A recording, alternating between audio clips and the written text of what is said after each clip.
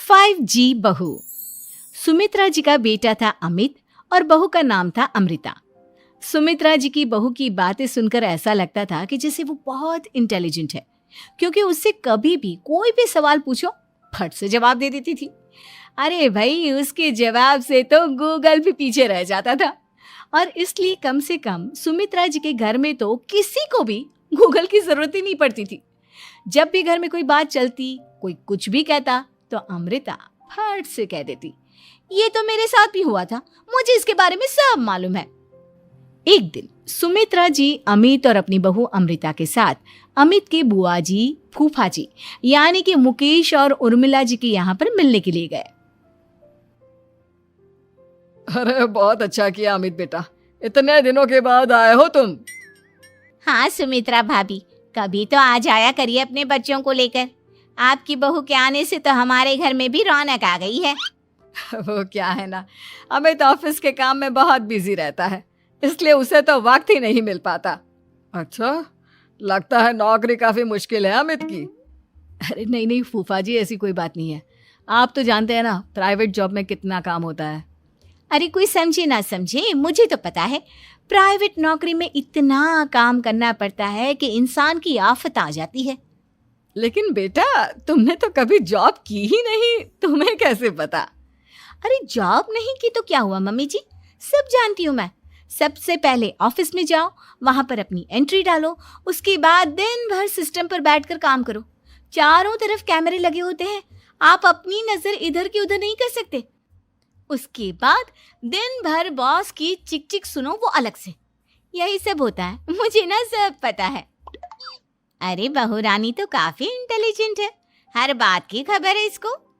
थोड़ी देर बाद, अब देखिए सुमित्रा भाभी, इतने दिनों के बाद आई हैं आप, खाना खाकर ही जाना, ऐसे तो मैं आपको जाने नहीं दूंगी। वैसे बुआ जी, खाने में क्या बनाया है? वो क्या है ना बेटा, आज तुम्हारी बुआ जी की तबीयत थोड़ी ठीक नहीं थी, इसलिए हमने सोचा कि जब तुम लोग यहाँ आ जाओगे तो बाहर से खाना मंगवा लेंगे और साथ में बैठकर खाएंगे। लेकिन बस प्रॉब्लम इतनी सी है कि मुझे बाहर से खाना ऑर्डर करना नहीं आता। सोचा जब अमित आएगा तो उसी को बोल दूंगी। अरे मुझे आता है ना, मैं कर देती हूँ ऑर्डर। बताइए क्या क्या मंगाना है आपको? इटालियन, कॉन्टिनेंटल, इंडियन, पंजाबी, सब पता है मुझे। क्या बात है बहू, क्या घर में भी खाना रोज बाहर से ऑर्डर करती हो? अरे नहीं बुआ जी, ऐसी कोई बात नहीं है, बस मुझे ना सब पता है। कोई बात नहीं अमृता, मैं अपने फोन से ऑर्डर कर देता हूँ। अरे क्या बात है, आजकल ऑनलाइन डिलीवरी पर कोई ऑफर नहीं चल रहा है, वरना काफी पैसे बच जाते हैं। कैसी बात करते हैं अमित, मैं कह रही हूँ ना मुझे सब पता है। मुझे एक बहुत अच्छा ऑनलाइन डिलीवरी वाला मालूम है, जहाँ पर 50% ऑफ मिल जाएगा। और आज तो वैसे भी फ्राइडे है ना, फ्राइडे को तो उस पर 50-70% ऑफर मिलता ही मिलता है। अरे क्या बात है, इसके बारे में तो मुझे पता ही नहीं था। अरे बेटा, जिस चीज के बारे में किसी को पता नहीं होता, हमारी बहू को पता होता है। एक काम कर, तू उसी को ऑर्डर करने दे। क्या बात है अमृता बेटा, तुम तो बहुत इंटेलिजेंट हो, सब कुछ जानती हो।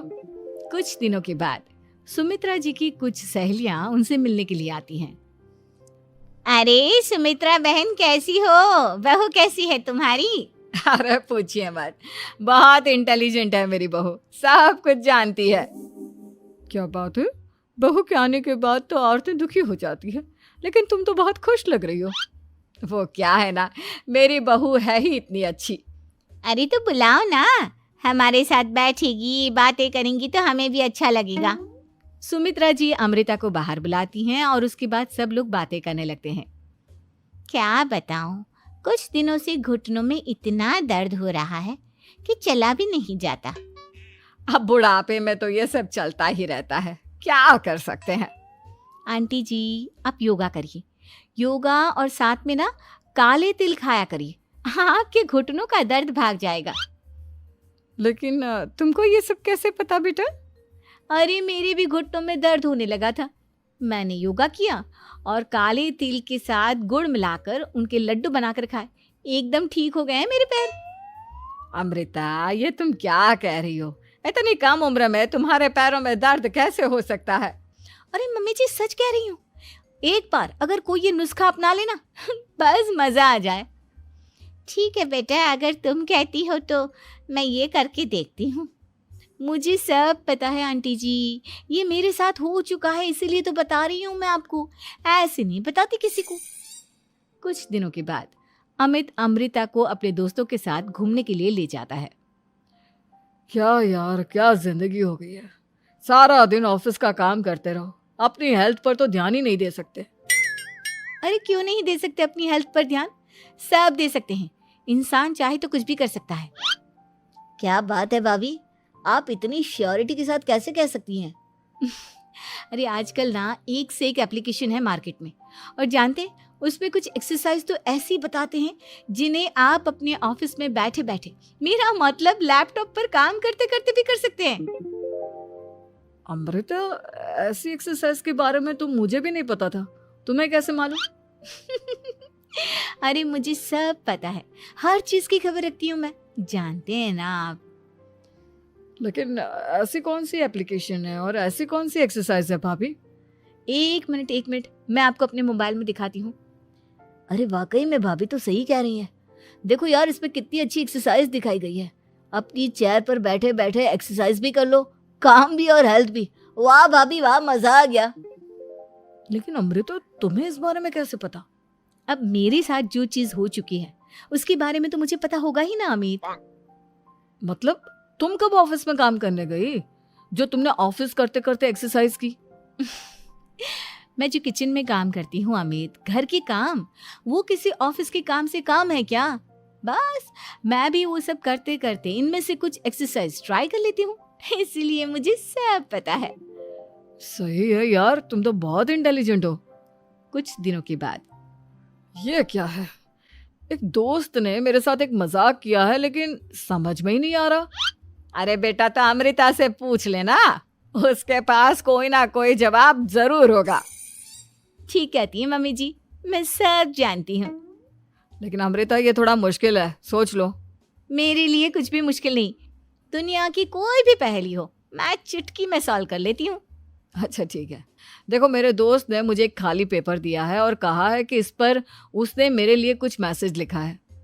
अब एक बात बताओ यार, खाली पेपर पर, आई मीन जिस पर कुछ भी नहीं लिखा हुआ, उसे मैं कैसे पढ़कर बताऊं? अरे बस इतनी सी बात, इसे तो मैं चुटकियों में सॉल्व कर दूंगी अमित। लेकिन कैसे बहू, इस पेपर पर तो वाकई में कुछ नहीं लिखा हुआ, एकदम खाली पेपर है, कैसे, क्या पढ़ोगी तुम? अमित, एक छोटा सा काम करो, जल्दी से एक मोमबत्ती लेकर आओ। अरे बहू, पेपर में आग लगाने का इरादा है क्या? नहीं मम्मी जी, इस पेपर पर अमित के दोस्त का लिखा हुआ मैसेज पढ़ने का इरादा है। अमित कैंडल लेकर आता है। अब ना बस इस पेपर को धीरे धीरे कैंडल के ऊपर घुमाते रहो, देखना 2 ही मिनट में मैसेज आपकी आंखों के सामने होगा। अच्छा ठीक है, मैं ऐसा करके देखता हूँ। 2 मिनट के बाद, अरे वाकई में इस पर तो अक्षर बनने लगे, लेकिन ये हुआ कैसे? और अमृता, तुम्हें कैसे पता? बहुत सिंपल है मम्मी जी, अमित के दोस्त ने नींबू के रस से मैसेज लिखकर उसे सुखा दिया। आप अगर मैसेज पढ़ना हो ना तो पेपर को आग के सामने ले जाओ और लेटर्स अपने आप उभर कर आ जाते हैं। वाह बहू, लेकिन तुम ये सब कैसे जानती हो? अरे मम्मी जी, जब मैं छोटी थी ना तो अपनी सहेलियों के साथ ऐसे ही गेम खेला करती थी। ये तो मेरे साथ कितनी बार हो चुका है, मुझे सब पता है। थैंक यू यार अमृता, तुम्हारी वजह से हमें कुछ भी सोचने की जरूरत ही नहीं पड़ती, तुम सब कुछ बता देती हो। कुछ दिनों के बाद सुमित्रा जी को अमृता के प्रेग्नेंट होने की खुशखबरी मिलती है और सुमित्रा जी अमृता को डॉक्टर के यहाँ लेकर जाती है। देखिए सुमित्रा जी, आपकी बहू की तबीयत बिल्कुल ठीक है, किसी भी तरह की चिंता करने की कोई जरूरत नहीं है, लेकिन हाँ, उनको आयरन वाली डाइट खाने की बहुत जरूरत है।